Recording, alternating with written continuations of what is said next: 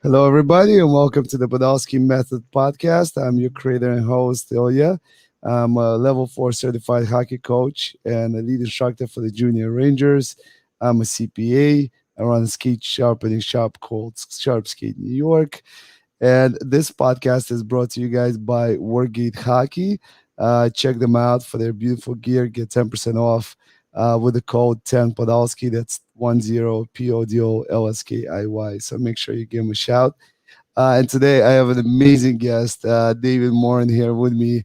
And if you haven't seen David on Instagram, Facebook, or other forms of social media, you're probably not on social media because he's everywhere. So David is a fitness trainer, a model, a corporate wellness speaker. He's been featured over 100 times. Is it over 50 times on magazine covers? Something like that? Yeah, I mean, it's there's some magazines I probably didn't want to be on the cover of somewhere, but yeah, I mean, it's that was my life, man. Back then, first of all, thanks for having me on, Ilya. It's a real pleasure to be able to connect with you, and shout out to Anton for bringing us together. But publications, man, when I lived in New York, that was your way that you opened doors. If you got your mug on a magazine cover, you were heading in the right direction. So I was just, that was it, man. Yeah. Magazines. No, it's amazing. And I mean, you've done so much with, you've been featured in Netflix and specials and things like that. So, dude, I'd love to, for you to just introduce yourself to the folks listening and watching now. Just tell them a little bit about who you are and what you do these days. Well, David Morin, I reside in Miami. I've lived here for about 10 years. My father was military, so every 3 years he had a new tour of duty. So he was United States Air Force. I was born in Germany. I went from Germany to England, from England to the States to California, then to Virginia to Hawaii, then back to England, to Italy, to Virginia, and now I'm in Florida. So it's quite the whirlwind, being young, making friends, having to let go. But that's part of the adaptation. That was part of the skill set I was given. And my first love in terms of, team sports was basketball. I played in high school as a second string at Bethel High School with Allen Iverson. If anybody's familiar with AI, I was on the Bethel Bruins. So 2 state championships in basketball and football. I had nothing to do with it. This was the extent of my efforts.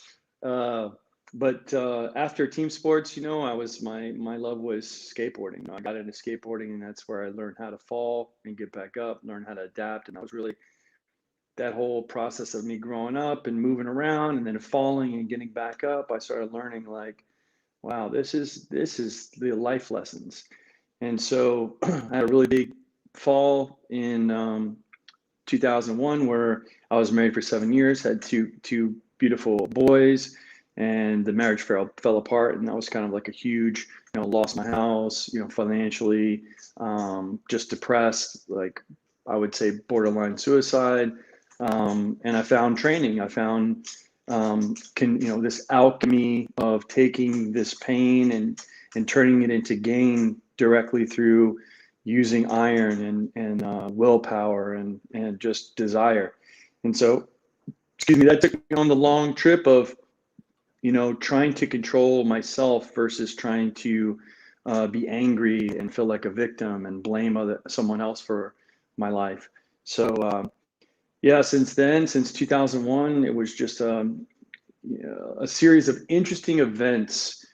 Most of those interesting events were catalyzed through my relationship with the universe or God or whatever you want to say. It was this, I was overwhelmed. And so me reaching out to something outside of myself was crucial to discovering opportunities that weren't in my field of perception at the time. So I kind of threw a prayer up to the stars one night as I'm in Virginia, and I come home to my home and it's empty. My wife had left me, no kids, fighting, custody battles.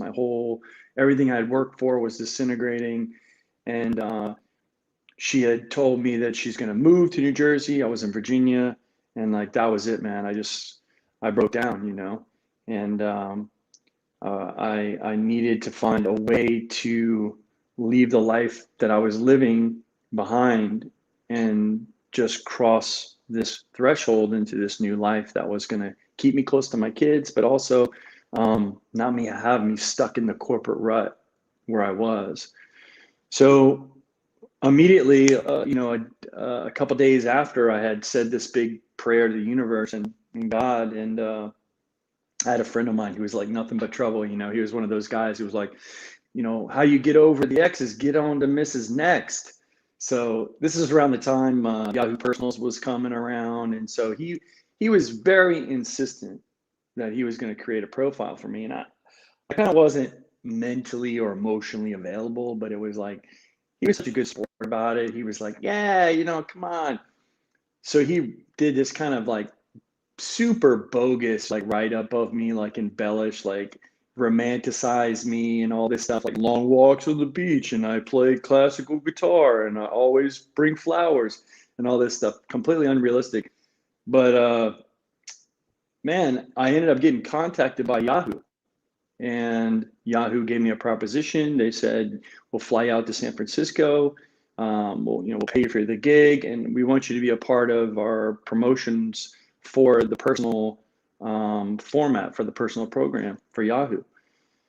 And that was the start. That put my face on banners and advertising and in the social space in terms of the internet. And I got contacted by an agent in New York by the name of Mike Lyons, which Mike Lyons was actually the same agent that Anton had worked with, and Greg Plitt had worked with, and a lot of the guys like TJ Hoban, a lot of the old school OGs that were successful, that were in the magazines. And so, he calls me and is like, hey, I saw your profile picture on the Yahoo Personal. So I'm like, wait. This is not, I don't like where this is going. He's like, no, yeah, I'm an agent. Just, I want to fly you up and talk about your future. So yeah, I got in my car, man, and I went up to New York and had a conversation. And it was like, he offered me a place to stay in Rahway, New Jersey, which is on the Jersey Transit line, right? 10, 15 minutes from Penn Station. And I went there, and man, as fate would have it, I agreed to stay in Rahway at this guy's house, and this was my new start. And my kids, who my ex had moved, I didn't know where they moved, but they moved to Clark in Jersey, which is about 10 minutes away from Rahway. So it was, to me, that was confirmation. I was doing the right thing. I was on the right path, and my love for my kids and my love for just never surrendering to the circumstances in my life and allowing those circumstances to kind of open up new doors, like don't settle your mind into thinking that things are the way you think.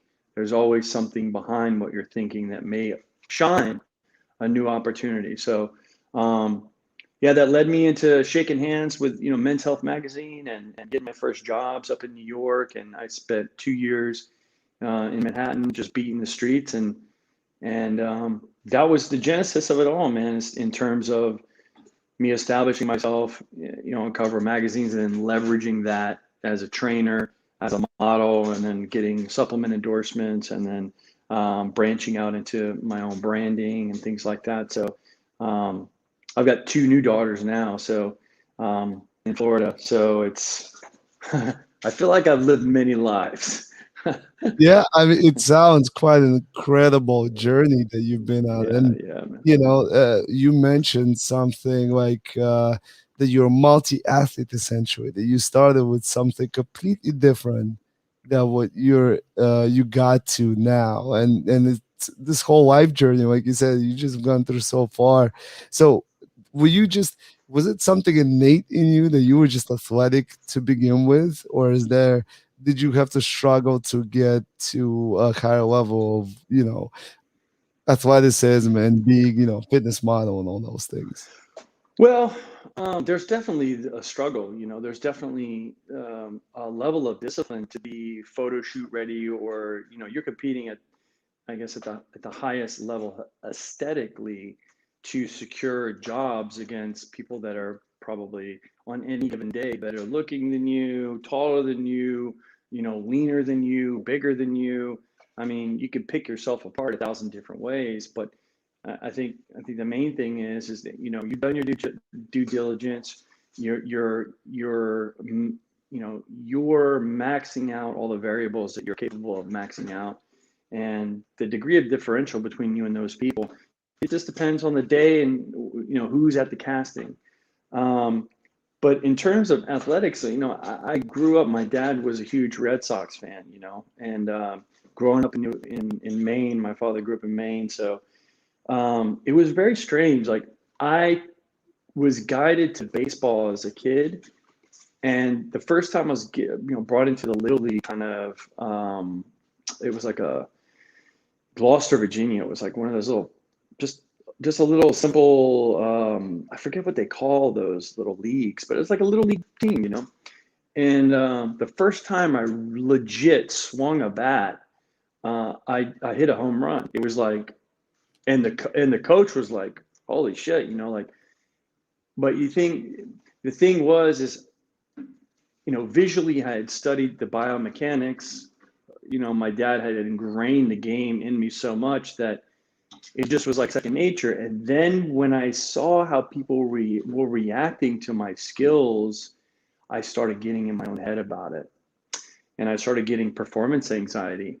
And I started realizing at a very young age how team sports, in terms of child psychology, was a huge factor when coaches say, or you know, when your dad or someone who really is proud of you says, you know, you have a gift.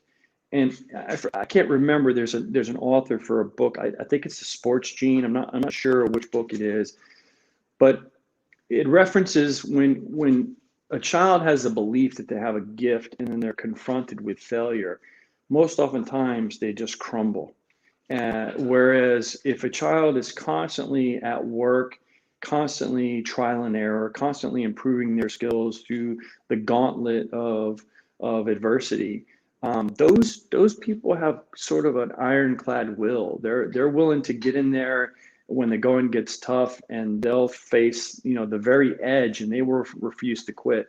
So I was more of the latter. I was more of, you know, hey, buddy, you got a gift, and the first time I let the team down, man, I got performance anxiety. I mean, you put me in a game, and like when there was any pressure situation, and my teammates are expecting me, like they know what I was capable of, and I was like, this sucks, man. I'm letting you guys down, you know.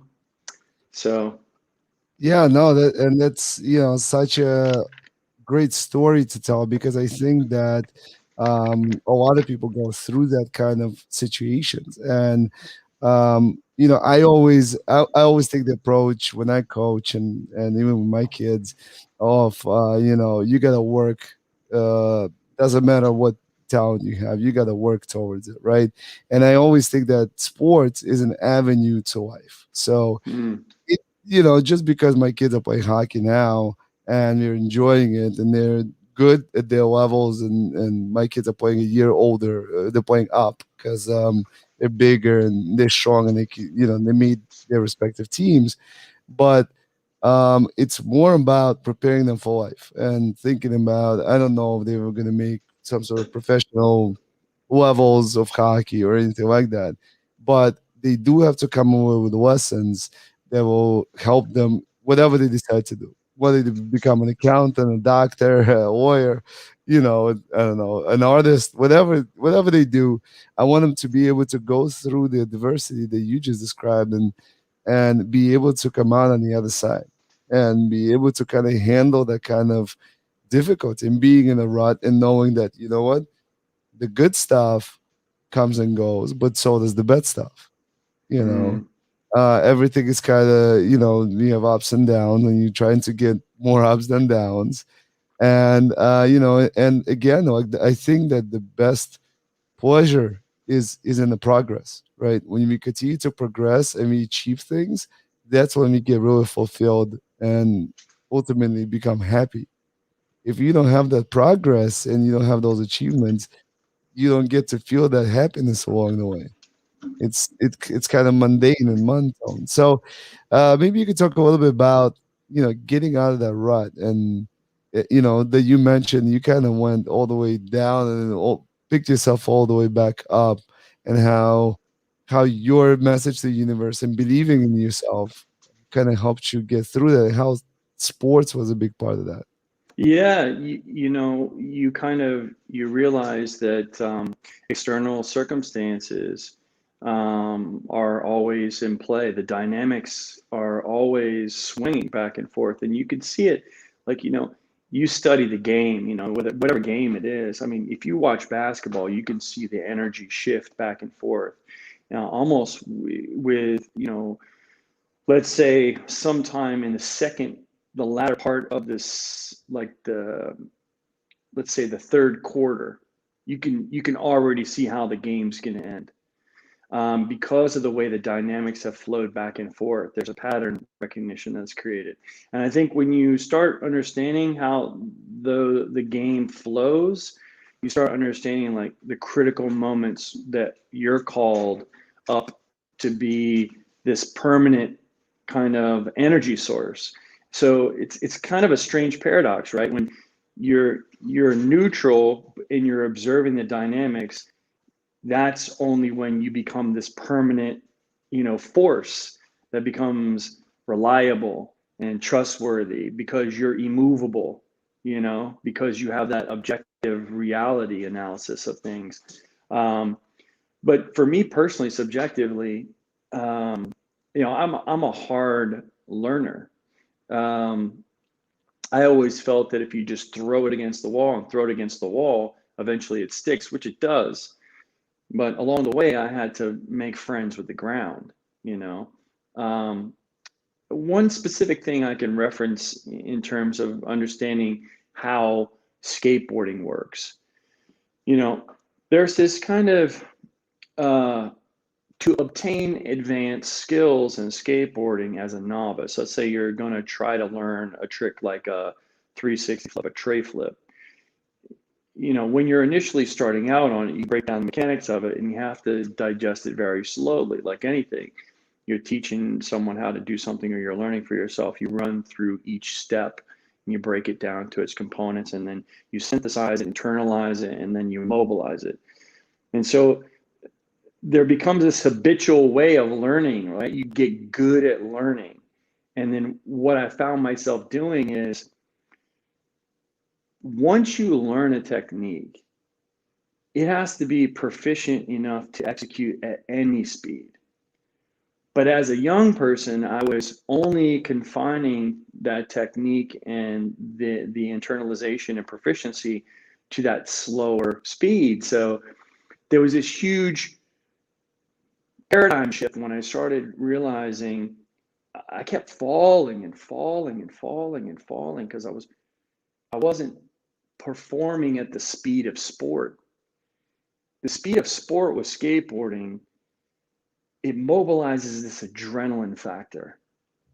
And when you're moving at a certain speed, you have to trust that you've learned the technique. You can't think about what you're doing anymore. You have to be committed to a flow state. And I think, anybody who's in, strength conditioning or sports performance or coaching or anything, there's this kind of breakthrough moment when the kid's trusting his instincts because he's at the speed of sport and the reaction is internalized.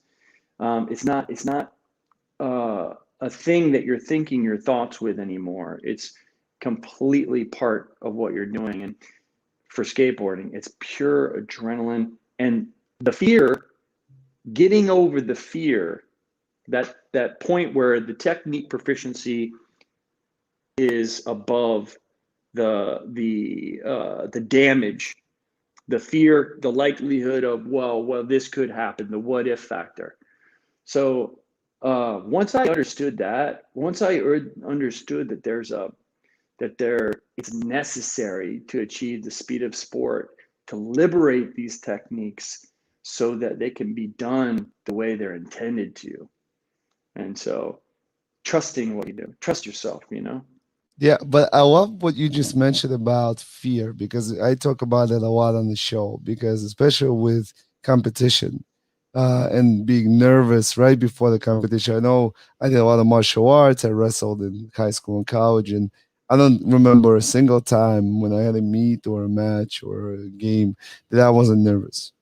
Every time I knew my nerves were coming, but I also learned how to deal with that. I had a pregame routine. For hockey, I would take my stick or, get ready to come a little earlier, would get dressed a certain way, whatever it was, just to kind of go through the familiar emotions. And like you said, just going through the practice and the failures, you get comfortable with getting there. And then you say, hey, I've done the homework. I've put in the work. I'm ready, and you kind of calm yourself down. But talk to me a little more about fighting that fear before you take the next step, before you do something new. Like you brought up a great example with skateboarding, and I think that's a tough skill to learn, and it requires a lot of failures before you actually get the flip going. So, Yeah, there is such um, a natural element to understanding how fear is always there to protect you. But there's actual fear and there's irrational fears. And I think you can tell the difference between what's an actual fear and what's like a psychosomatic kind of illusionary fear based on, just premature analysis of something. Is just focus on your breathing. I and it was always this thing too of in competition there was this pressure because there was this aspect of everything that I had to deliver, and there was this pressure I put on myself to deliver. But I realized it's not about me per se. It's about the thing that's flowing through me, and the better that that thing flows through me is understanding that the circumstances that I can control. Number one is being relaxed, is breathing. Because let's say there's the known knowns and then there's the known unknowns, but then there's the unknown unknowns. There's the variables that you can never account for. And if you're constantly in your head thinking, you know, about things, you are your opponent at that point, and you have become your enemy. And a fighter divided, you've already lost. It's just like you don't even need an opponent in front of you. And I guess that's when people, fighters say, when you see a lot of these UFC fights and they look each other in the eyes, and the guy just knows, like he just knows, like you've already beat yourself. And I've had a near death experience. I had a pulmonary embolism, and skateboarding, falling and breaking my ankles, and the birth of your children, and just the loss of my parents, and a lot of life experience. Once you kind of look, and this is a huge problem. I mean, in general, right now especially, the whole world is kind of being leveraged through irrational fear. And we have these ideas about what something is, and that idea is being perpetuated by people who are qualified to say that this is what you're supposed to be afraid of. But then you have equally qualified people that are saying you shouldn't be afraid of it. And here's the science why. So you have this battle of ideas going on, and whenever there's kind of this level of disagreement, you kind of know, like, okay, well, what can I control here in terms of any of this? Like, how, am I living the best life I can? Am I being responsible and accountable to myself and being the best father? Am I, excuse me, taking the time to listen to the people that I care for? Am I making myself available?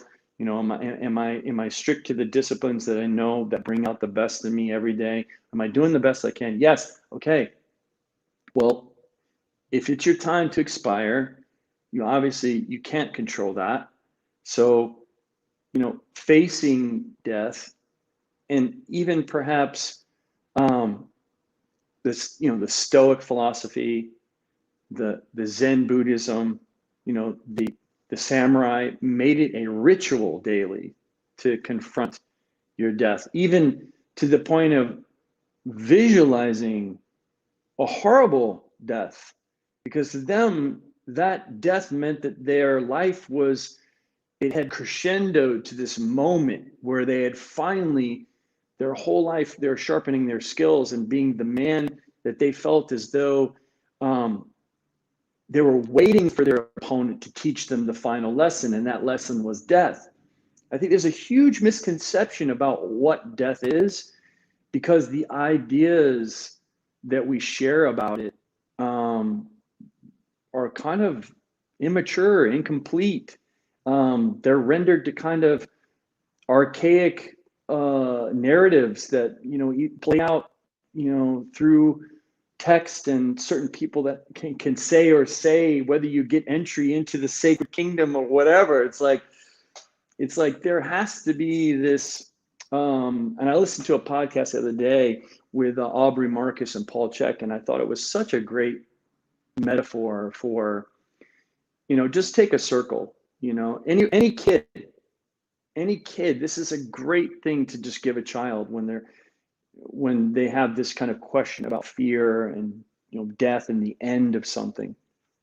Just put that circle, draw that circle, and then ask yourself, can you determine, once you've gone around in that circle on a piece of paper 5, 6, 7 times, can you determine when that circle ends and when it begins? You can't. Right. And that is in of itself, because you don't have the capacity to understand when that ends and when that begins. You don't understand that, but that's what your life is. It's a series of events that will continue to unfold and will never stop. And I think that, when you confront this kind of idea of you're going to be receiving information without the 5 senses that you have to obtain information on this plane, it can be very disorienting, very scary. But I've gone to the other side. I was in a coma for 5 days. I was kind of above myself. I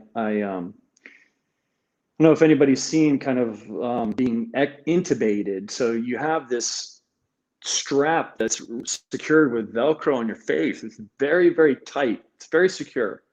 It's so you're hooked up to a ventilator, and much like people that are in a coma or get the cytokine storm, the inflammatory storm in the lung tissue, and it just shuts down the respiratory. Same thing. It was 5 days for me. So I had an embolism and had this thing strapped to my face, and I was gone. I was in the void. It was just the place where all potential rests, And then on my birthday, as disembodied consciousness, I looked down in Aventura Hospital at October 9th at 3 a.m.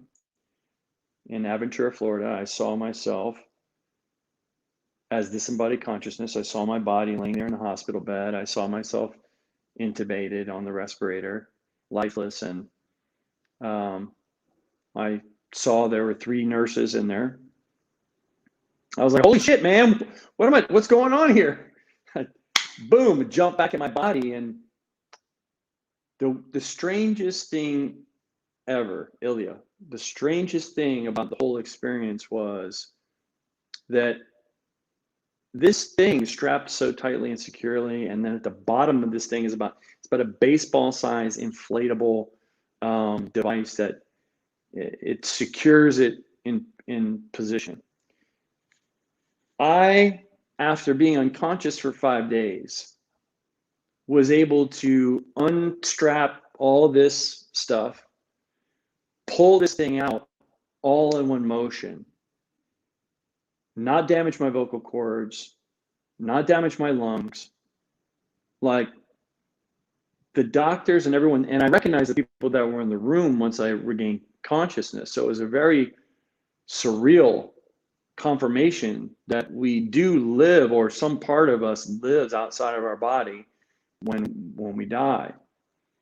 And the most profound thing that kind of liberated me from my fear of death, or I mean, I still have a fear of leaving people I love behind, because I don't want them to carry a burden that would be my responsibility.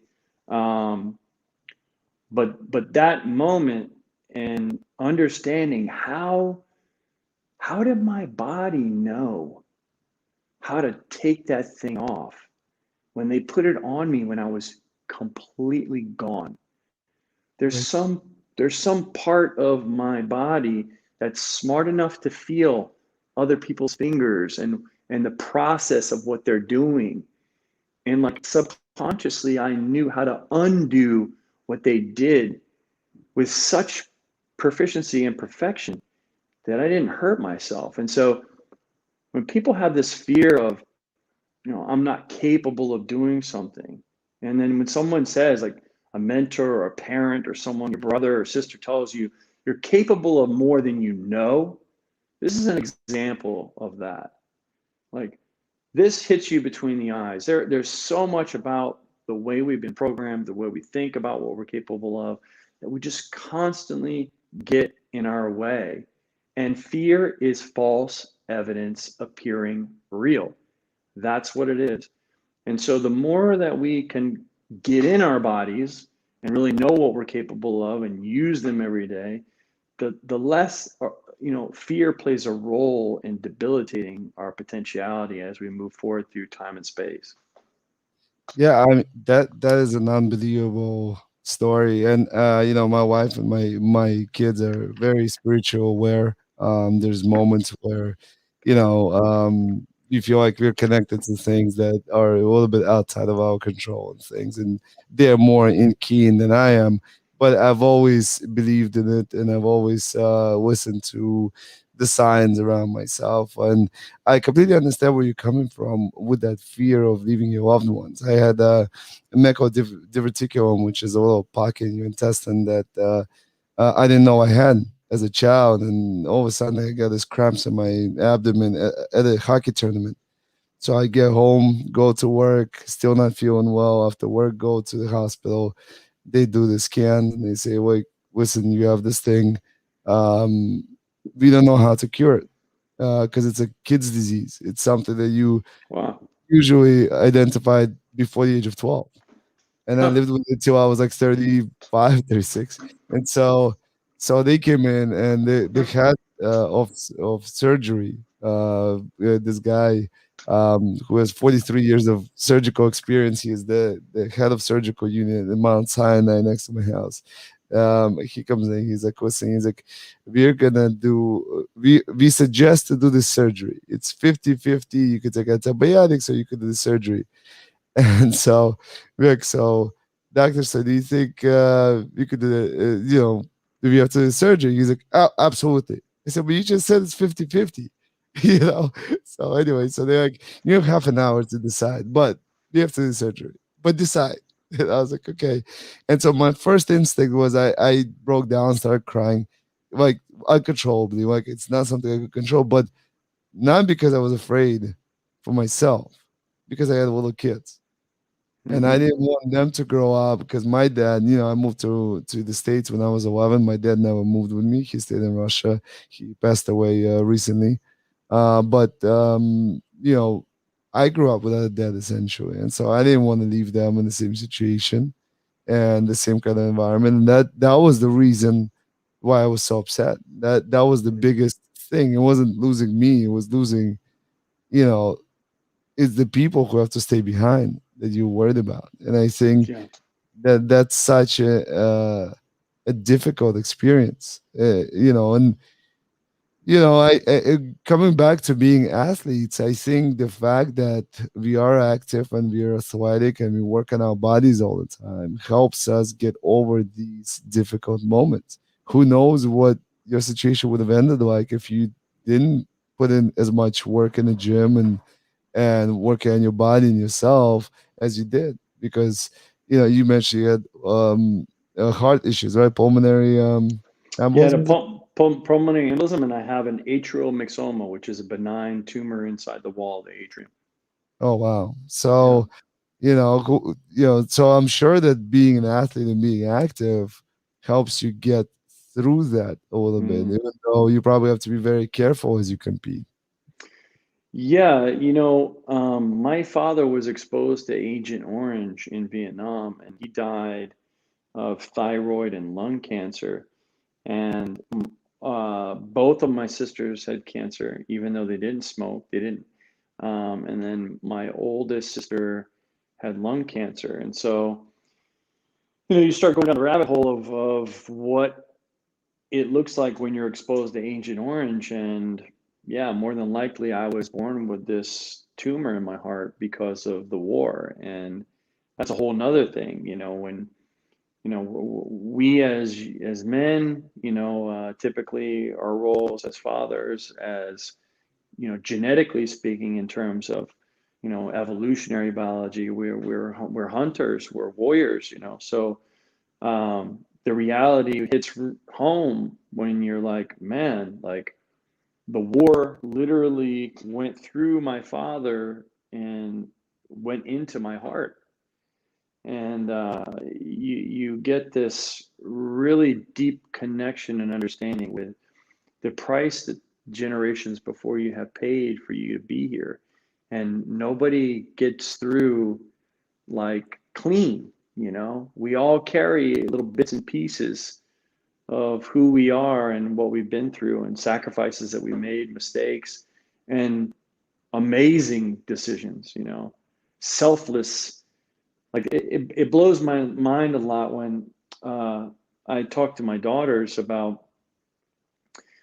I gave them this visual the other day. Close your eyes, and because they were in bed, and I said, now, when you get up out of bed, the first thing I want you to do is I want you to look over your left shoulder, and behind you is me and your mom, and then behind me and your mom is your grandma on your mom's side, and your grandpa, and my dad and my mom, your grandma and grandpa on that. And if you could take, as you go back, you can see all these people. And if you could bring them all together in one line, right? And then you could really understand that every life that steps forward out of each one of those two people was an expression of love, is like of the orgasm, the great light of love, and this union, like the Big Bang, like a star, right? And if you could take all of those moments that all of those lives began, it would be one singular point, like a bright star, like a light, a beam of light. And I said, when you wake up every morning, you step into that light, and wherever you walk in your life, that light is always with you. And so when you are faced with these kind of fears or things where you're like, I don't understand what's going on, it's like, yeah, but you've been led to this moment, and look who's got your back. So don't doubt yourself. You have the capacity to handle any situation, as long as your full attention is right here, right now. So Oh, they well, they they really like that. I think that kind of stuff sticks with kids. it's beautiful. I think that's such a great analogy. I think you brought up a wonderful point about, when we talk about parenting athletes or parenting anybody really, parenting to me is a verb. So I don't think of parenting like I'm parenting my kids. There's a lot of people parenting my kids.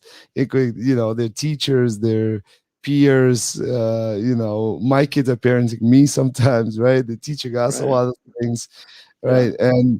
And so when we think about building that kind of environment around our kids and building that kind of support system for them, um, what have you done in your experience, especially when dealing with your kids, but also for yourself, and building the vibe that pushes you forward. I'll tell you my experience because my wife is a great partner and she kind of believes into my crazies. I always like to say because she supports it. Like I wanted to create a training studio in my garage, so I got the synthetic ice. I got this shooting passing passers so you could pass the puck off of it. I got the shooting thing. I got Right. we bought wood, cut it up, and built Yeah. it built little like changing stalls for the kids and for myself. We have a full like locker room looking thing down here in the garage, and she's on board for all of it, you know. So Wow. Yeah. just getting people around you who are support that craziness in you, Yeah. and even with this podcast, when I was thinking about doing it, of course, it's like, should I do it? Should I not? And a lot of, her and a lot of other people, a lot of friends were like, yeah, absolutely do it. We love the premise. We love what you want to do. It's going to work. Go. And Yeah. so that's how it really started. So talk to me a little bit about your experience. Well, with my sons, my wife and I split up when they were 7 and 5, and a lot of the stuff that we had done was,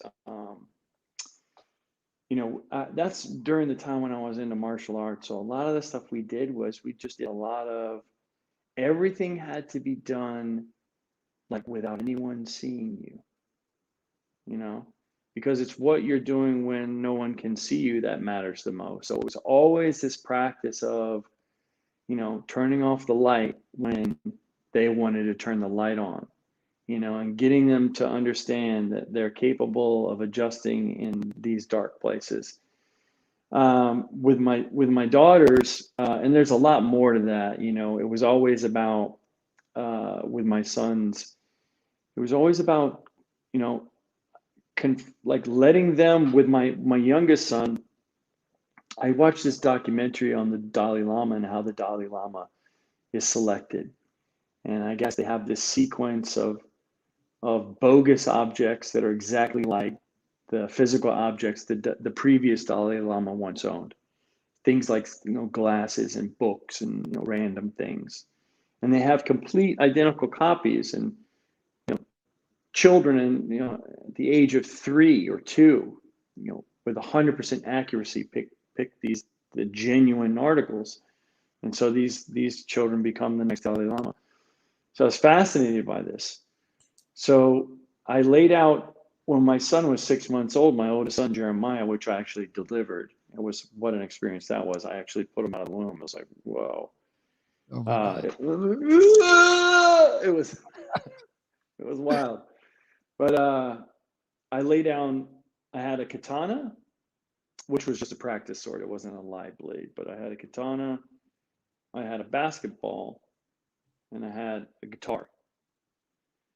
And he went to the katana, and he's in the Navy. He's he's an aviationist technician. He's an E4 in the Navy now. He's stationed at Oceana Naval Air Station in Virginia. Wow. Now, these were kind of the things that like I was able to identify at a very young age, what their affinities were. I think there's a certain, I'm not completely convinced that your life is predetermined. I think to a large degree it is. I think there's a lot about free will that has yet to be understood through environmental factors and tests and circumstances, like fight or flight. How do you react to certain things? But I think there's so much about maybe the human before they're even programmed. Like I'm sure you see it in your kids. It's like, 6 months old, and you're like, that was just like my mother. Like these things. Where does that come from? It's like, or a grandmother. Like you never met my grandmother or my grandfather, and you're like, that was just like my grandfather. It's like it's a very strange thing. But with my daughters, my main objective is to get them to swim. And so by the time that right after they could walk, and they're twins, I have twin girls. So one of my daughters was walking at 6 months, and my other one, she didn't. She was stubborn. She didn't walk until she was 13 months. So as soon as they could walk, I had them in the pool. And man, they have learned everything about their interrelationship. Because I learned in psychology with twins is that quite oftentimes they're battling with each other for establishing their identity, and they may both have an affinity towards something, and because one of them is more dominant, the other one will just back off and go the complete opposite direction. It's not even rational how they react, because they want to be as far away from their dominant twin, you know? And so they were developing this pattern at a very young age of watching each other, comparing each other, the contrast of that duality. And I saw that as a very,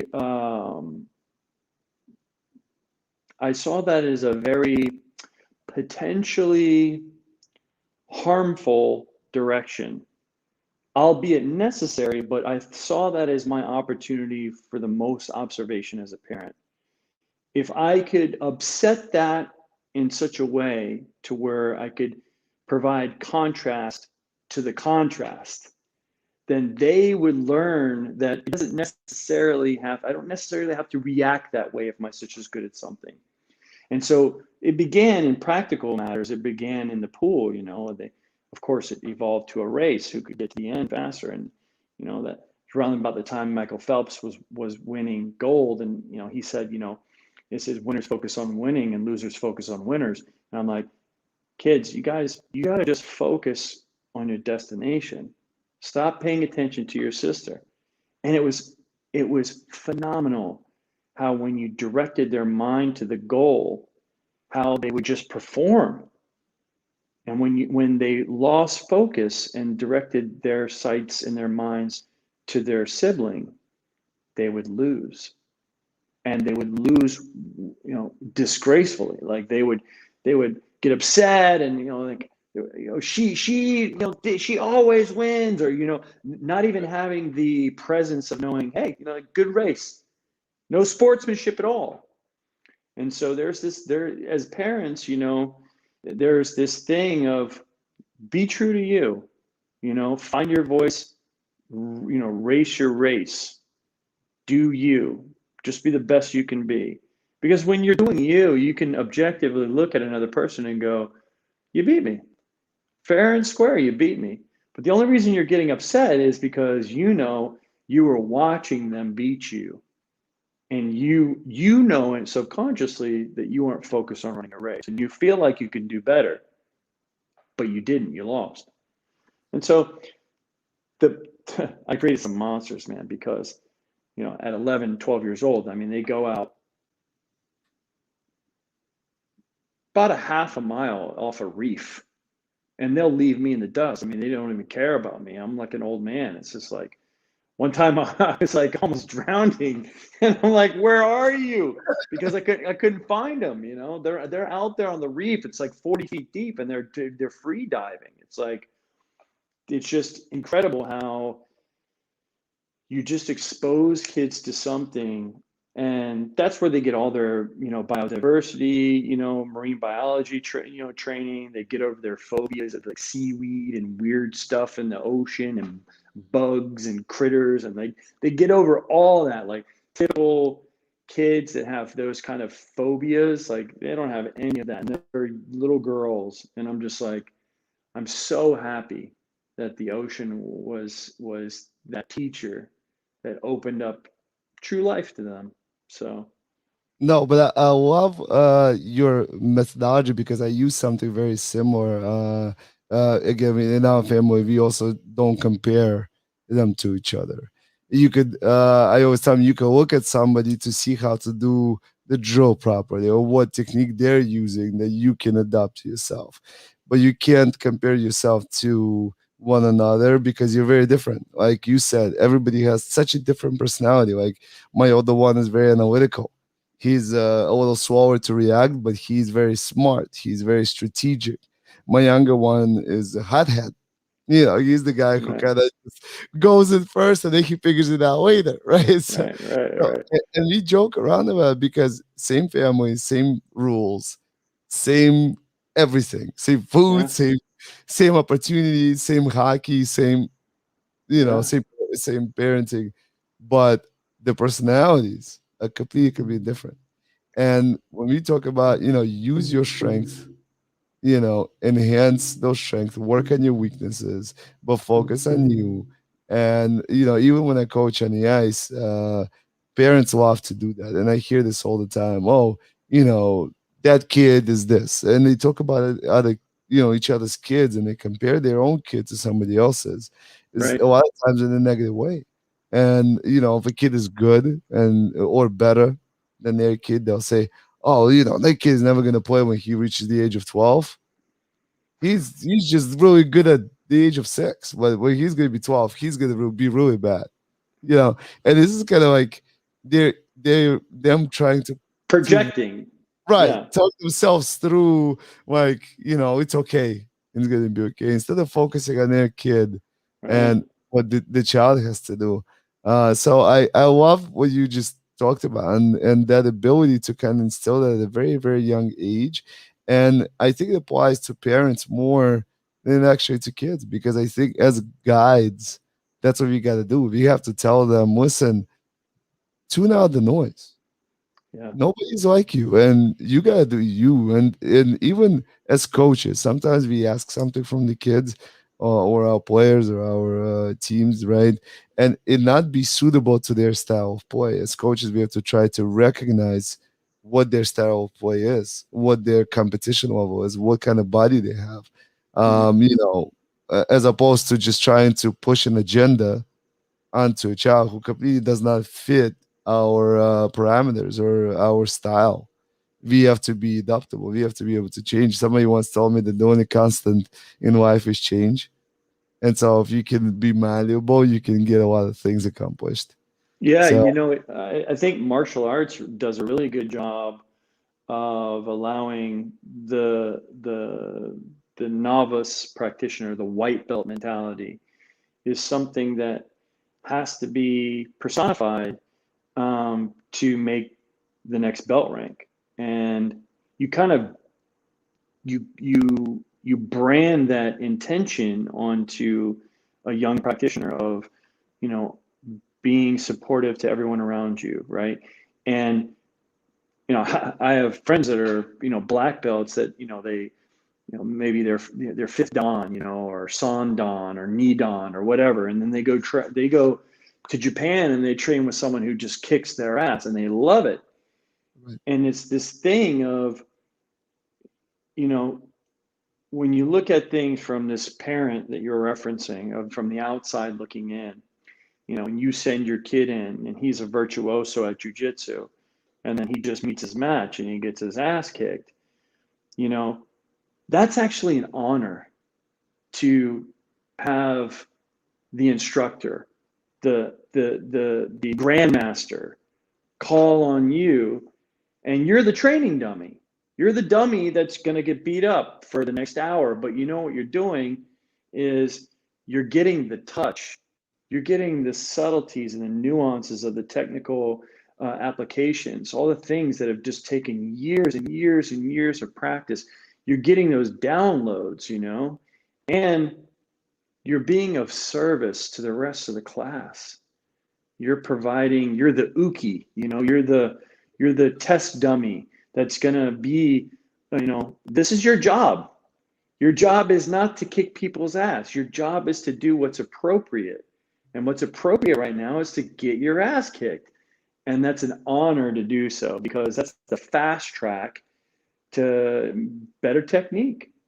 Yeah. So, I'm actually a black belt in Taekwondo, and I've done a lot of martial arts as well. Yeah, so I've gone through the growing pains of the teachings, and my master was Korean, and went to hard, like, hard, hard, yeah. hard style. Yeah, yeah, Oh yeah, so it was very, very, technical, and rules and the whole 9 yards. But yeah. I, it's again, I'm 100% with you, because I think that that kind of creates a huge character. You know, he Hmm. used to tell me, we used to have these conversations, and because he has saw a lot of potential in the things that I've done in my character.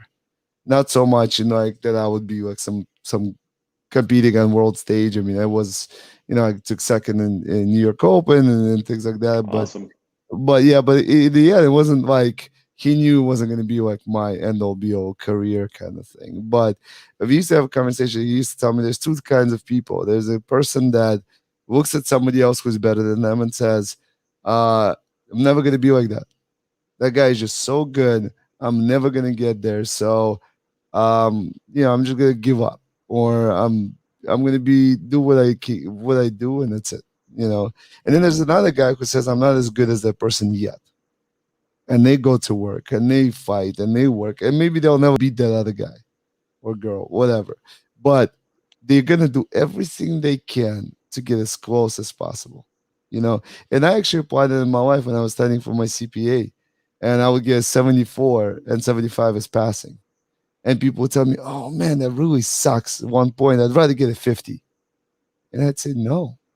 I said if I'm 74, I'm 1 point away. If I'm a 50, I got 25 to go. I got a shit ton of studying to do.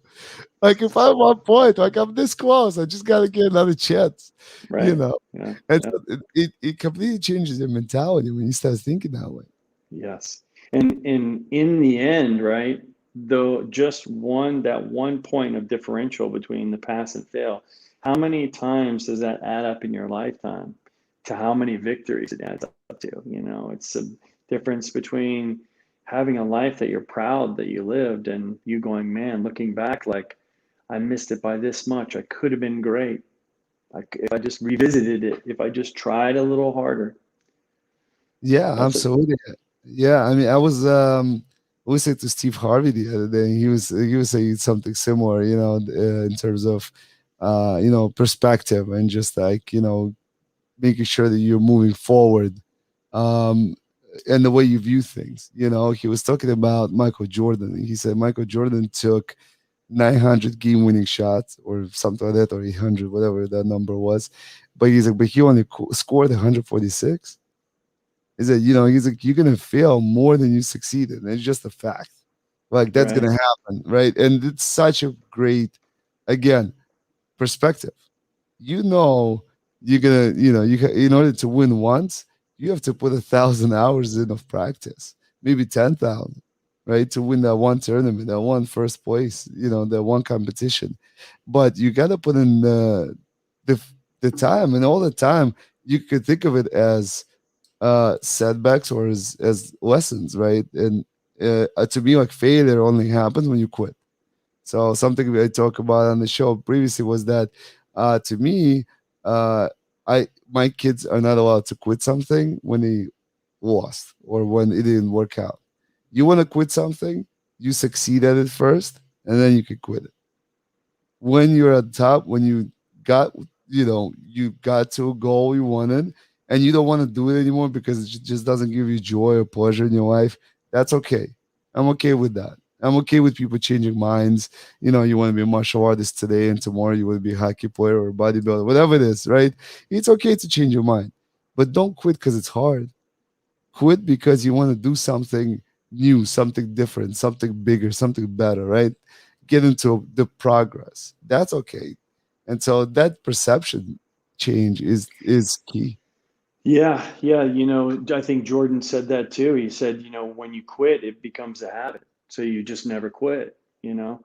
Um, there's just something that you will never discover about yourself and your capabilities, and the fact that the greatest attribute that I think every human is born with is the innate ability to adapt. And it's the reason why we're here. I mean, we're omnivores. We can eat meat, we could survive exclusively off of vegetables for a while. We could survive just drinking, alcoholic beverages if we had to. There was a time in American history during I don't know if you had Johnny Appleseed. Well, Johnny Appleseed, the whole, through the Tennessee Valley in New York, the water was giving people dysentery. So Johnny Appleseed was planting these apple orchards wherever he went, and he was getting drunk, because they were fermenting the apples and they were making alcohol because there was no good sterile water to drink. And that's what led to the prohibition. Everyone was drunk and no one was going to work. It really started off with the need of having water, clean water, but they didn't have it. So there's this process of how humans can adapt to almost anything. And then, speaking in what's going on, globally with this health crisis too. I mean, you look at kind of the medical industry and how corporations have infiltrated with their fiduciary duty to their investors, and how that trickles down into what that means for our health as individuals. It's not a very nice thing, you know, because you have ulterior motives. It's built into the program. And because our ability to adapt is so great, that our ability to tolerate poison and our ability to live with the most unhospitable situations and environments is sold to us like it's necessary and it's okay. It's okay. Just stay in your house for a year. Right. It's like, no, it's not okay. But because humans can live and adapt to just about anything, we just accept it. And we need to understand that, yeah, okay, this dark time, as dark as it has been, has shown us that we can settle, that we can, be deprived, we can have all these things taken from us, that we can adapt to just about anything. But let's flip that on the other side.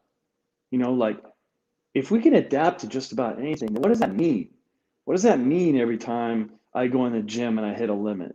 That means I haven't gotten enough. I haven't proven to myself that this is all I can take. It's here. It's like, David Goggins, this is his mantra. He said, like, most people quit at 40%. It's this thing of like, your program for mediocrity, because greatness changes the game. And they don't want game changers changing the game, because the people that played the game now run the game. And when Right. you change the game, you change everything about the way they live their life, because they have to live in your shadow now. And my friend, that is the way life should work. Those that go before us should be in our shadows, and those that come after us, we should be in theirs. And that's what true life and adaptation and evolution and passing things forward and teaching and being a good parent and a coach should really be what it should be all about. But you see it now more than ever. It's this dark cloud of trying to literally suffocate and choke the potential out of the human organism.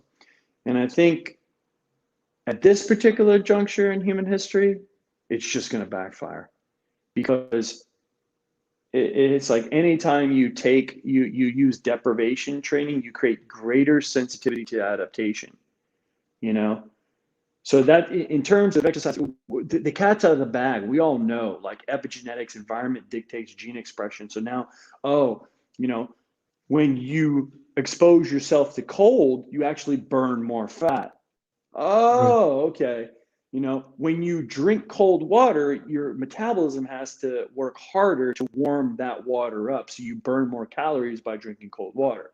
Like, we're starting to understand how we can use failure in our environment to create greater success. We can get really creative with how we tailor our life around failure, so that we can design and program the life that will draw out the greatest adaptation.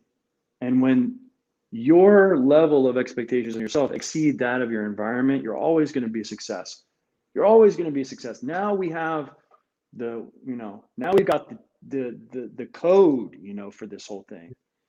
So Yeah, no, that's such a very generous analogy of the situation. I think that, again, I think that there was a lot of realism in the situation. I think that And Anton and I had a lot of conversations about it, actually, very interesting conversations, because there were moments where we disagreed about, just the situation in general, and the virus and the effect it was having, right?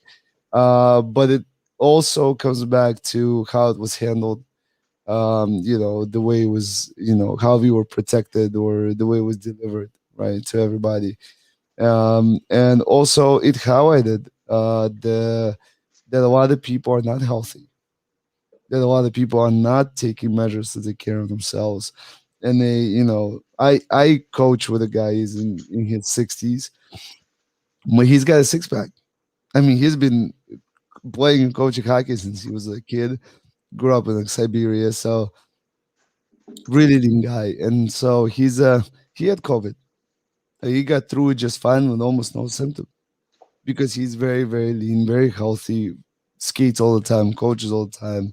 And I think that's a big difference between people who can and cannot handle a virus like this. Yeah. Was it? It's a real threat, but I think it should highlight the direction that a lot of us take, especially not just the kids but adults. And I also think, coming back to what you mentioned about the shadows that we create as coaches. I think one of the things that we try to do is give our students the tools to be better than us, right? I never played professional hockey. I've When I decided to become a coach, I did some free quinnings.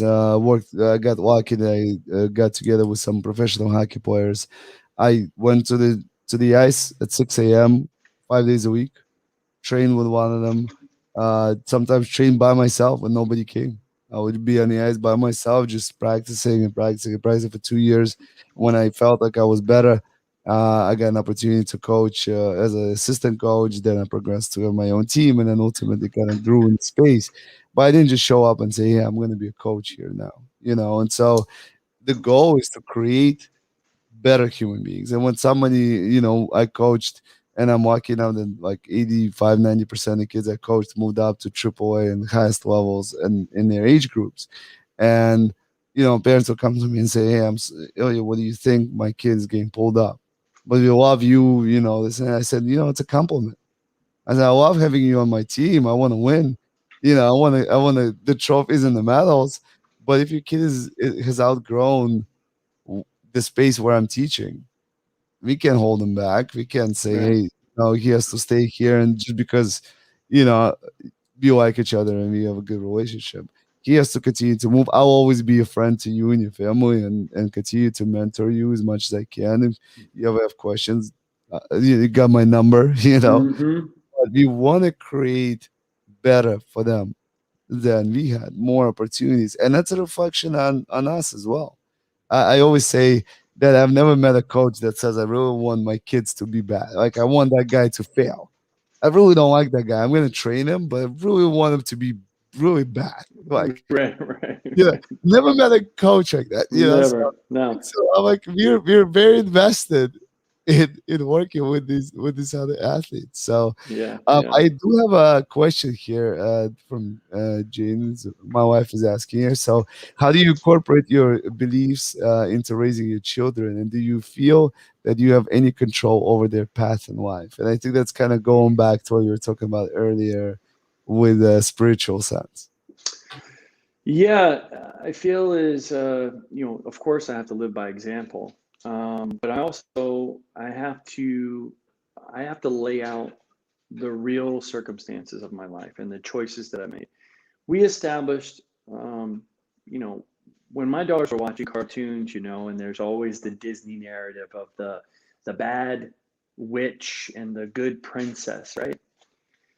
And these characters are already fully formed. They're already they've set the dynamic for the movie. But I always would remind them that the witch was not always the witch. The witch was once a child. So what happened to the witch? Was she born that way, or did she make bad choices? So are there bad people, or are there just people that make bad and good choices? So they understood at that point, oh, like now I can separate myself in every situation and understand that I have a choice and that the circumstances that I face, now I'm from the observer's perspective of seeing the chain of consequences from this way of thinking and acting, and then this way of thinking and acting.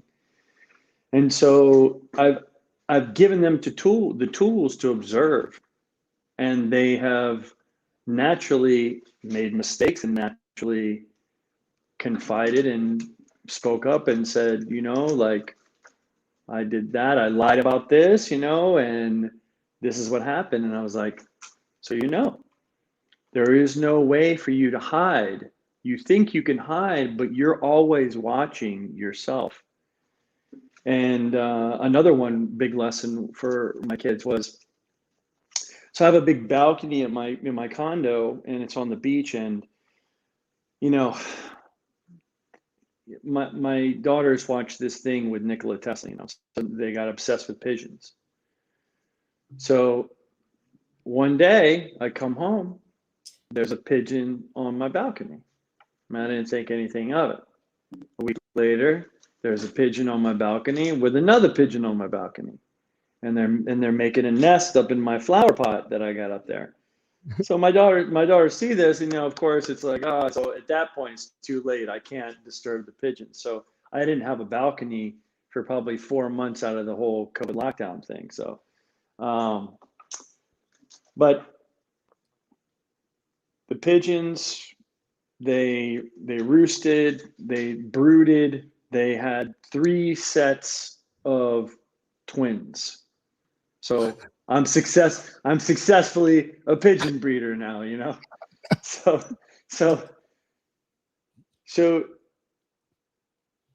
there was this interesting thing where one of the 2 pigeons, and both of my daughters got to see this. There was this thing of one of the 2 pigeons was always first to leave the roost, right?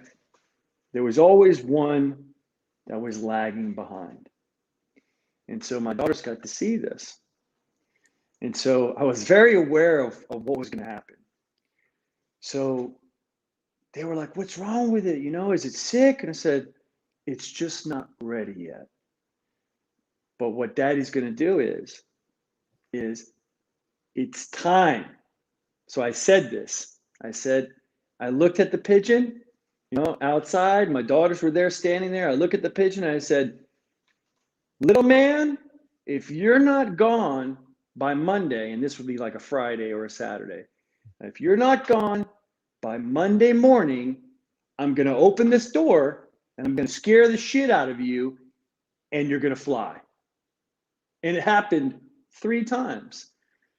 So that was my little way of explaining to them that there's going to come points in time in their life where they're not going to be sure. They're going to be afraid, and they're going to need someone to go, hey, like, go. Right.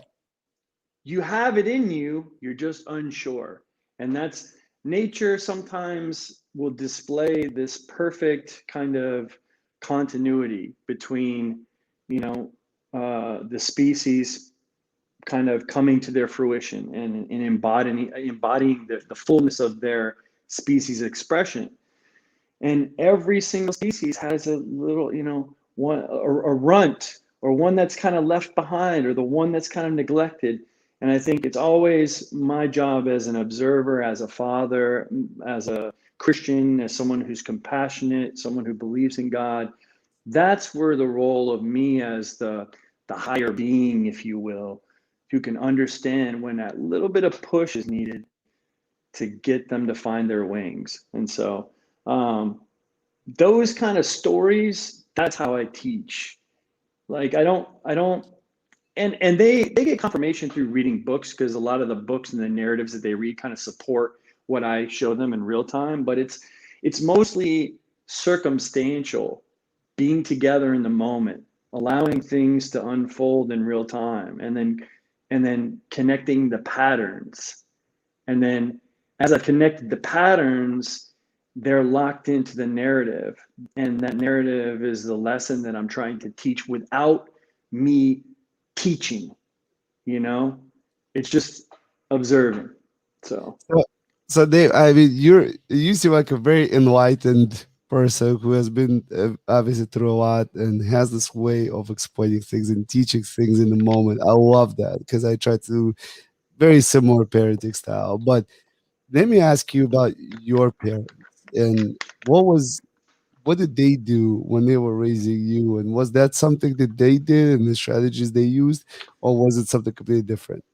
oh, it was very different. Yeah, my both my parents, they were very much devoted to each other in their marriage, but they were very much different people. And they were very much a product of that generation. You know, no matter what, you stuck it out, you stayed together. And my mother was a fantastic artist. She was a great painter. She did oil and she did pen and ink, paper. She did, I mean, anything and everything that had to do with being a crafty little person, she'd make it, you know. And my dad was just this regimented, every Sunday, go to church, worked in the military 40 years, like very disciplined. My mother was a crazy liberal. My dad was a super conservative, you know, American values. And somehow they made it work, you know. And I paid attention to the lessons they taught me. At first, I paid attention to the mistakes that they made. And then I realized how powerful their successes were in the light of the circumstances that they lived with. And so I started appreciating and opening up and respecting and honoring them a little more. And I just started getting more and more gifts, especially, well, from both my parents. But um, my dad was a very patient man, you know, and I think that's where my opportunity lives. There's moments where the timing of knowing when to seize the moment and leap into the future like really quickly, and then there's times where um, circumstances dictate that I must yield. I have to yield, and so in doing so, that provides another opportunity. And most of the time, that's an opportunity for growth for my daughters. You know, um, it's just it's hard to explain, but it just with them when I'm around them, it's like it's like they create it. I'm just there to point it out. You know, it's like it's I don't know, man. It's like being connected to your kids. It's like I don't want to do anything else. I don't have any agenda. I'm just in their world with them, and I'm their parent. I'm not their friend, but I'm allowing them to be themselves, and I'm listening to them, and then I'm watching them make decisions and watching them come to their own conclusions, and then just kind of aligning my own life experience and different like the way nature operates. So they're reinforced with this biological essentialism. There's an order to the universe. There's a law and a system to everything that we observe, and that they have to be connected to that, or else God knows what they're going to connect to. You know, in Right. today's day and age, I mean, mass psychological disorientation of children is pretty much mainstream commonplace. Yeah, So no, it's scary, especially with social media access and everything else. I mean, I keep my kids pretty occupied throughout the year because it's school, it's hockey, it's practice, and then it's homework, and then you're pretty much done for the day. Like they're exhausted. right, Uh, right. so they really don't have that much time to kind of just chill and things, but they do get some iPad time and they watch TikToks, and we Mm, monitor it. We make sure that's stuff that's good. But very similar to what you just said, just letting them have the experiences.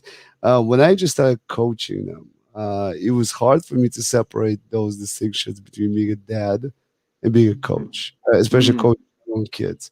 And yeah. a lot of times, you get really emotional So I would, kind of grind on them and yell and push things down their throat a little bit and just try to force them to do things maybe that they weren't meant to do or weren't supposed to do. It was just my perception of what I thought they needed.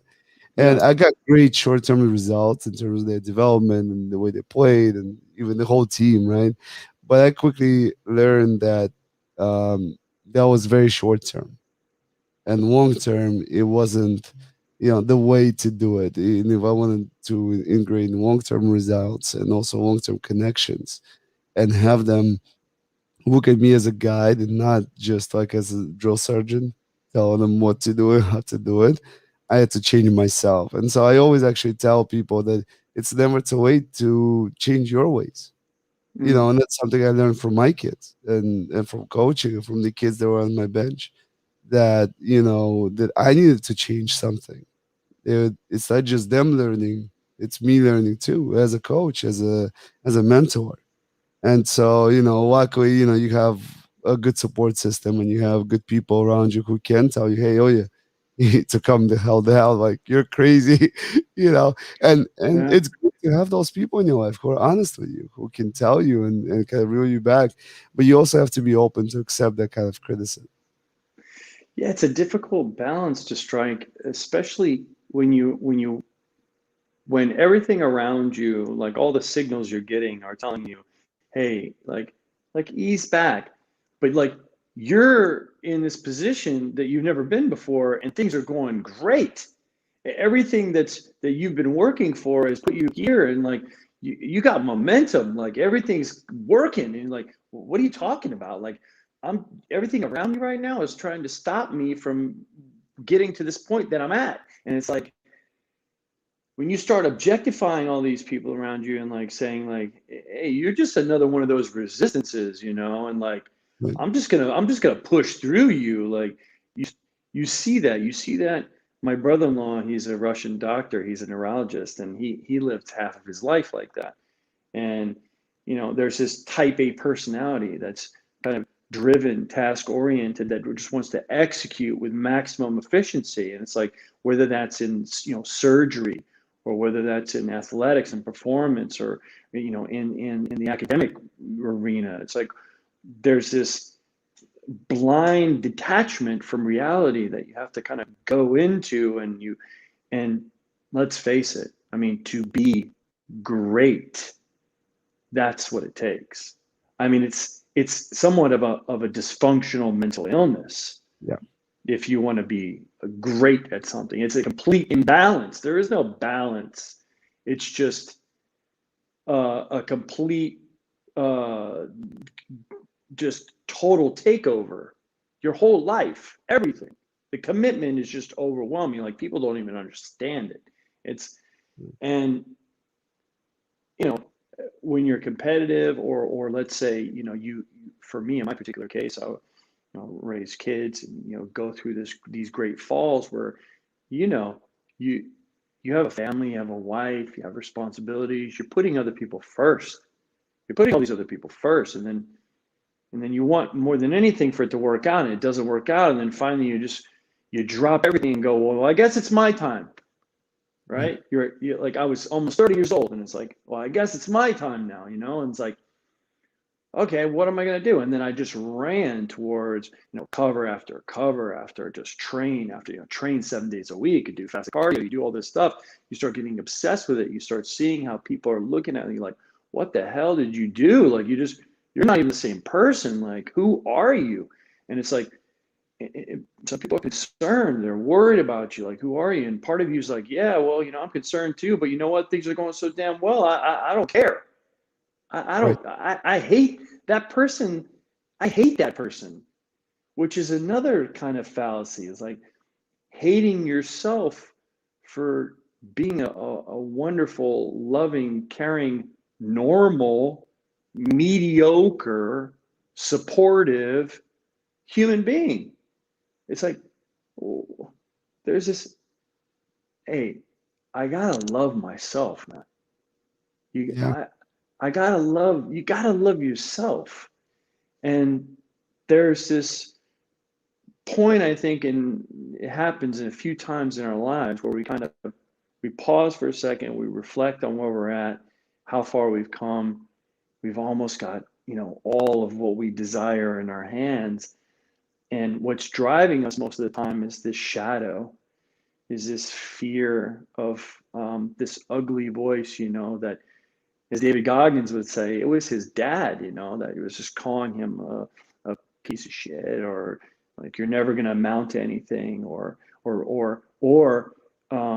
every time you were a fool, or every time you failed, or every time you embarrassed yourself, or whatever it is. It's just that's the catalyst that's driving you to be your best self. Is like, if you can't stand in the space that you worked to achieve, the night that the lights are on you, and you're still being driven by that shadow, it's going to eat you. It does. It eats people. I mean, guys like George St. Pierre, he talks about this. He went in there and he got knocked out by Matt Serra in two minutes.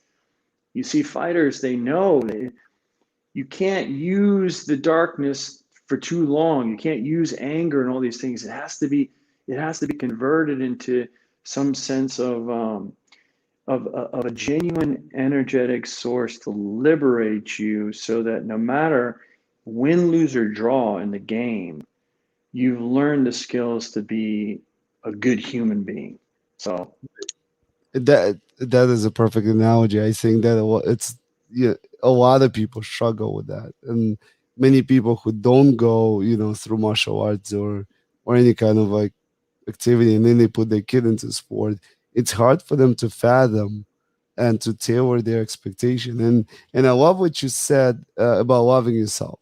I think it's so important because I'm very self-critical guy, and I think I'm very similar to your brother. I think you mentioned because I'm also a CPA. I've gone through the studies. I have a full-time regular job and I coach, and I'm kind of always moving and doing things. But I was able to recognize also around the age of maybe 28, 30, where I started to recognize that if I am not comfortable with myself, I can't be comfortable with other people. I can't give that to my family and my kids, because if I don't like myself and I don't like who I am and what I do, then how can I expect somebody else to feel any different, or how can I teach them to be better if I don't believe it, right? If I'm not in that space myself in my head, then how can I project it onto somebody else? And that's not to say that we don't have difficult times, right? We have to work through them. We all do. We have moments where things start to get monotonous and maybe tiring. But that's when you have the opportunity to take on new challenges and do something in addition, grow, continue to expand. We have the internet. You want to do something, you can Google it and figure out what the next steps are, right? exactly, yeah. Like, don't just stop and be like, hey, I hate where I am, but I can't do anything about it. If you are in a corporate world, and let's say you're an analyst, but you're 28 years old and you always want to be a veterinarian and work with dogs, what's stopping you from going back and getting the education you need? It's going to take you 5 6 years, but okay, so 34, 35, you get to do what you always wanted. Mm. Why is that a bad thing? And it's something like what you when you went through. Inadvertently, you went through that because like life happened that way, but also you didn't stop, right? And you went from one thing to the other in the age of 30, and now you became this amazing sensation in the fitness world. You could have stopped. Yeah, yeah. You just reach a point where you're so vested in what you're doing that there is no stopping. There is no turning back. It's just you're moving forward. And I think, the fighter. I have a friend of mine. He's a former WBO middleweight champion. His name is Gil Reyes. He came out of a very tough town in Boston, and he's a trainer down here. He trains a few of the UAFC guys. A guy named Mozdavar. He's a bright young bantamweight prospect, 15-0. I think he's top 5 now in the UFC. But Gil is one of those sweetheart of a guy. He's come so far in his life, and all he wants to do is shine a spotlight on these fighters that all they have literally is to fight their way out of the streets they're born into. There's no other talents or skills that they can identify with that embodies their desire to transcend the circumstances than just literally fighting their way out in a square. And there's so many people that take advantage of these kids that I think in many cases there's so much honor in fighting, and I think the honor has to be acknowledged. That these kids are they're kids that they have put countless hours of discipline and the heart that it takes and the skill and the devotion, and it's just raw. I mean, they don't have any opportunity. It's just raw. And so Gil's involved in this kind of like network with a kids program and a TV show that he's starting to go out and talk to young people and get their story and build characters and put this kind of like little show together that I think he's going to package it up and sell it. But it's one of those situations. Yeah, no matter what, just don't ever quit. And energy doesn't die; it changes form. And you'll reach the end of something, but the end is always nothing ends. It's every end is just a new beginning. And I know it sounds cheesy, but when you live 46 years and you go through 2 divorces, you got 2 sets of kids, it's like you realize you can come out of the other side and life is going to provide you with the opportunities to make it right, to put it back together. And that I think gives you the confidence. No matter what space you go into, you get knocked down, you get back up. You get knocked down, you get back up. What is it? 10 times you get knocked down, but you get back up 11, and that's your life. You go out standing, and it's a beautiful opportunity we have. We are in some very cool times, man. We live in some very interesting times in human history. Yeah, yeah, no, we're definitely making some headway there. Giving the run to our folks and our predecessors on the history making. Yeah, remember that scene in Fight Club where Brad Pitt says that we didn't have a depression. We don't have a depression. Our depression is this mediocrity, our life. We didn't have a great war. We're that generation that every generation is called to a higher purpose. Ours is to stay at home and be quarantined and play video games. Well, no. I think you'll understand this because you know America and you know what America isn't. And when you look at the chessboard of wherever you could be and be from and live, and you and I are both here in this great country, and it's whatever we make it, it really is, at least for now. And we have this information war. War is fought 3 ways: propaganda, information, and kinetic. And we don't have a kinetic war yet, thank God. But we are 100% in an information war and a propaganda war. And those 2 facets of war are directly impacting the future generations. And when it all boils down to one fundamental thing: knowledge. Know who you are, know yourself, know thyself.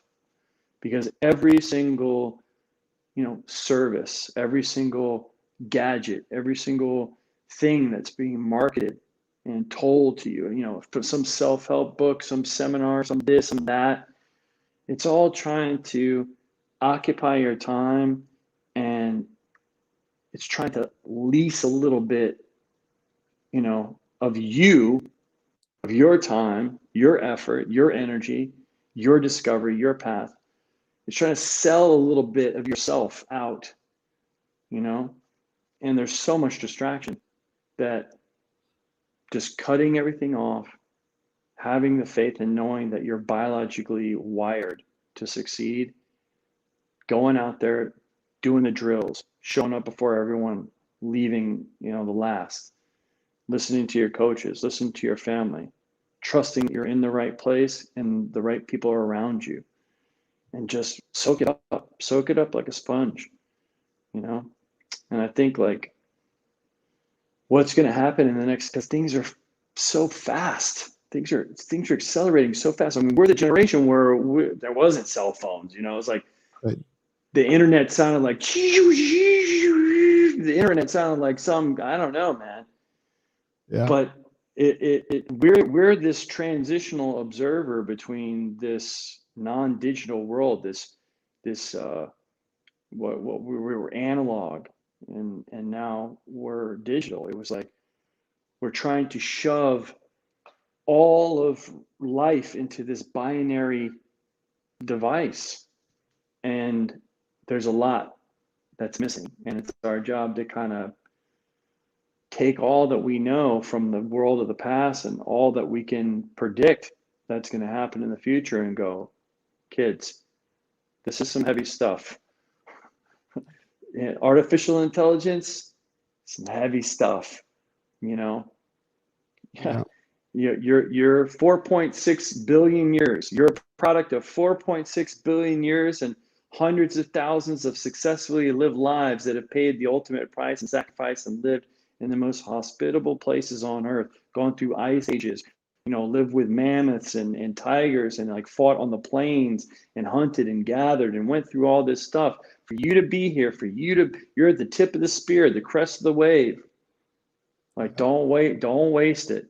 Don't hand the keys over to this thing to some computer company that's going to integrate you with some algorithm and then predict and serve you everything that you think you want, but it's nothing that you need. It's nothing that fulfills your desires and your need to be, proving yourself.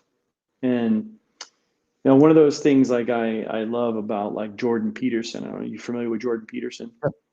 He's like, look, man, suffering, people ask like, oh, dude, you've been through a lot of shit, It's like, he's like, you don't get depressed, or, how do you get motivated? And I'm like, look, man, it's all going to be taken away from you in the end. I don't care how rich you are, successful you are, it's all going to get taken from you, right? So Right. you could be nihilistic, you could be defeated and fatalistic and say, you know what, it's all going to be taken from me anyway. I'll just smoke this cigarette. I'll just poison myself. I'll just eat like crap. I won't care enough. I won't open up my mouth when I see something that's wrong.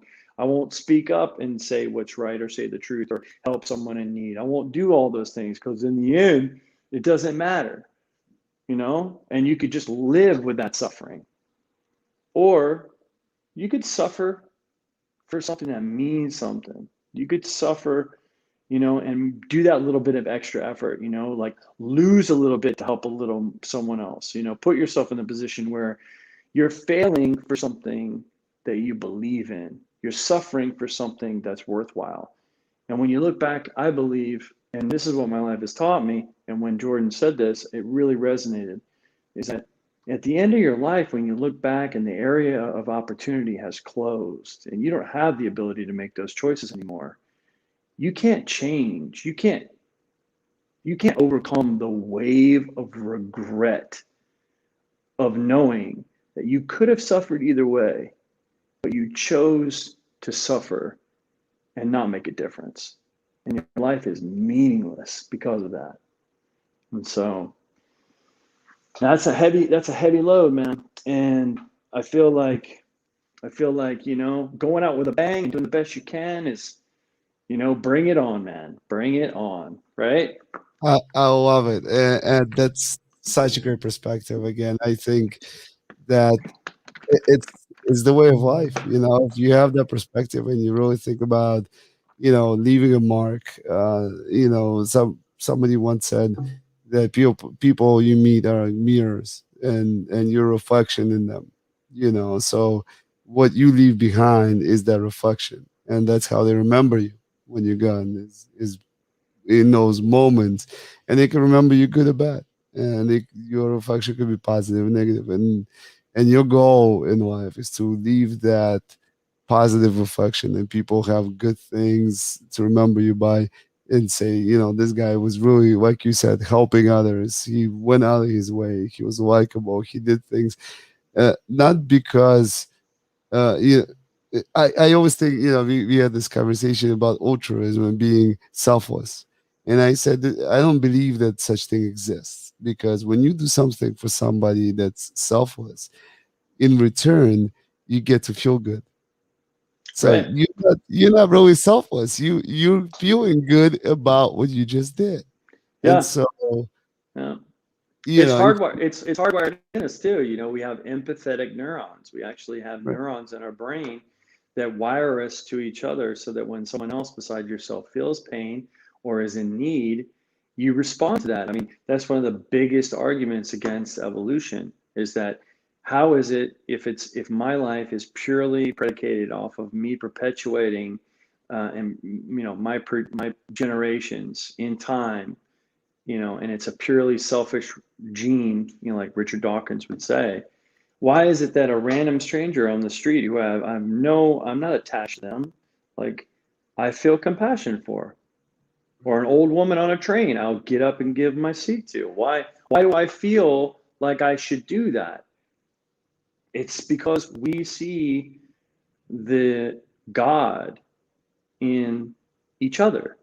And because we can identify that, we're willing to connect with that by showing respect. You yeah, know?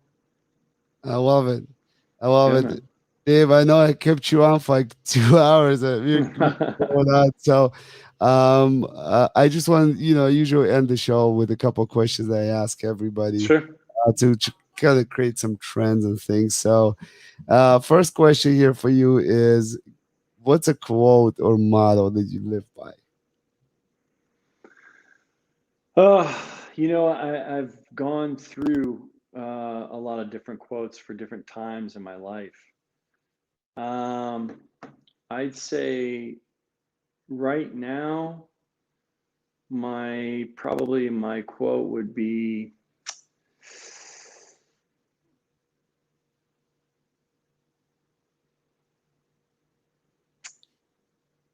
if if you live your life right, one life is enough. Some people have this idea that you've got to come back and you come back and you come back. But I believe if you live your life right, and I think that's why death is there, and we can't cross over, we can't understand it. But if you live your life right, you do it right, one life is enough. You can get it all done. Love it. Yeah. Love it. All right, second question here. There's three things that you would suggest that every parent does when raising their kids. What would it be? Um, Set structures, have them on a routine, give them organization,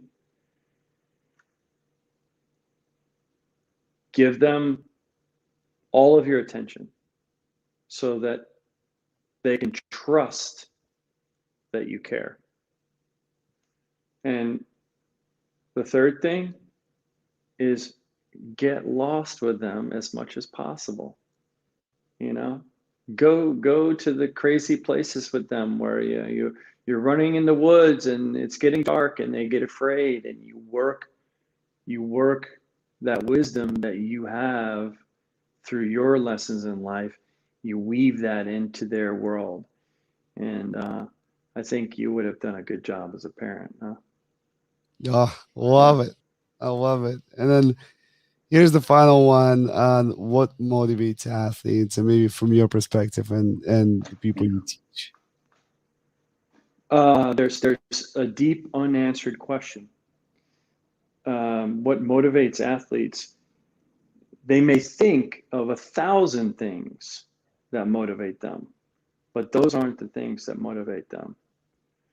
What motivates them is a deep, unanswered question that only the quest to discover the best in themselves at whatever they do will satisfy them, will answer them. And so that's in that world of potential that collides with your action in your drive and your desire and the circumstances, the resistances, and your environment. It's an unsolved mystery. It's the mystery of the ages, man. But it's how we move forward as a species. And I think every athlete was once a great hunter, and every hunter was a great provider. And so athletes, the athletic arena is the remnant of the best providers that the world and the natural environment had created. And so in some way, athletics is attached. It's a homage. It's a remembrance to the times when nature was the arena. And so I think that's ultimately what drives athletics. It's human performance in terms of evolution and survival, but funneled through specific games and skill sets and different patterns. So you'll find it for a moment. It's that flow where you feel it. You're in the flow. You're one with everything. That's like my favorite joke, like the Buddha walked into a pizza place, right? And the pizza guy goes, "Oh, the Buddha, what can I do for you?" And the Buddha goes, "Can you make me one with everything?" Love it. That's the one for the kids. Oh, that's excellent, man. Thank you so much. I mean, I do want to remind everybody just to check out Wargate Hockey with get 10% off their full case to protect your teeth if you need it. 10 Podolsky is the code. How is hockey tape? Get 10% off on their tape for your hockey sticks and whatever you need. Code is PODOLSKIY10. Podolsky 10 for 10% off. Don't forget to check out the Junior Ranger programs and youth hockey. There's camps going on now. There's some ball hockey activity. Um, Great partners with the New York Rangers. We're in different locations all over the tri-state area. So please do give them a look if your kid is if you're considering putting your kid into sport, especially hockey. That's a great place to get going. Mm-hmm. Dave, I just wanted to, before we close out, just kind of share some final thoughts from us to everybody here. And I think that we touched on so many wonderful things and spiritual and mental. And I know you do these, you and Anton run these amazing retreats. Hopefully, I'll get to Mm-hmm. Yeah. participate with you guys on one of these. Get away from everybody for a week. Yeah. Yeah. Uh, This is it. This is it right here. yeah. I'm a nobody. That's our retreats. Yeah. Yeah. Yeah, I love it. I'm such a fan. I think, I've been a huge supporter of Anton and a fan of his also as he was growing up. I'm very proud of the things he has done in his life. So, and I always tell him about it. So, but I wanted to, to just remind people to be mindful of themselves and their perspective. And I think one of the things that you mentioned earlier about trusting your instincts and becoming with the speed of the game and letting your body kind of take over and getting to the level where you're one with the game and not lagging behind. And so, just being mindful where you are in the development and your relationship with your kids and how you move forward. Dave, anything else you want to share before we close out?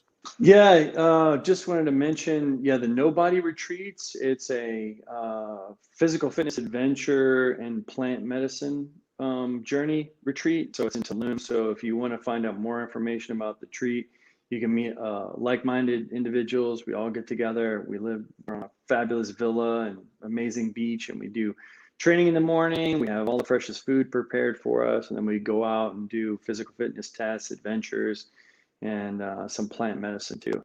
And the other thing is I have a respiratory enhancement product. So after my coma, I was in Thailand at Muay Thai, at the Tiger Muay Thai, and I thought I was getting sick and having another pulmonary embolism, and I discovered through a series of events some really special organic essential oils that are antiviral, that help you sanitize and nebulize, and you can exercise. Studies support that more nitric oxide production through nasal breathing is effective fighter against viruses, including COVID. There's some studies out there. And just overall athletic performance is enhanced when you know how to properly breathe and your respiratory capacity is at full max. So if you want to find out more about Flow 2, it's getflow2.com. And I have some deals going on. You'll find me at Instagram at Get Morin. So, Ilya, thank you so much, man. It was a great conversation. I enjoyed it. I feel like we could talk as dads. I feel like dads, we connect so deeply about where we're at in the world, and how there's this different dynamic between dads that understand like how it's not about us. It is, but it's not. It's so much more awareness that we have to have, and especially with the loss of our fathers, it's kind of like on our shoulders now. And there's a lot of responsibility, and you can feel that sometimes, and life is happening so fast. But these are the days of our lives, and these are the moments where two guys can get together. We can talk about life, and it's like we've known each other forever, man. So Yeah, thank you. absolutely. Thank you so much for coming on. I would love to get probably another couple on the schedule, because I think there's so many things we can talk about. And hopefully Anton will join us as well, because he's a great mind. So we could, all three of us could talk about some of these, educational life experiences that we've gone through. And hopefully, they'll rub off on the listeners and viewers as well. I hope so, brother. All right. Thank Have you a so good much. night. You too, my friend. Thanks for staying out for so long. You got it. My pleasure, man. All right. Have a good night. God bless. Yeah.